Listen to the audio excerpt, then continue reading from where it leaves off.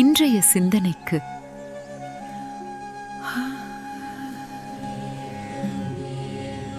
சுய ஆழ்வு. கவனத்துடன் இருப்பது மன அழுத்தத்திலிருந்து விடுதலை தருகிறது. சில நேரங்களில் நாம் ஏற்றுக்கொள்ளும் பொறுப்புகளே நமக்கு மன அழுத்தமாக மாறுகின்றன. சூழ்நிலை அதிகம் எதிர்பார்க்கும் போது அல்லது நமது திறனை மீறும் போது அந்த அழுத்தத்திலிருந்து விடுபடுவது கடினமாக தோன்றுகிறது.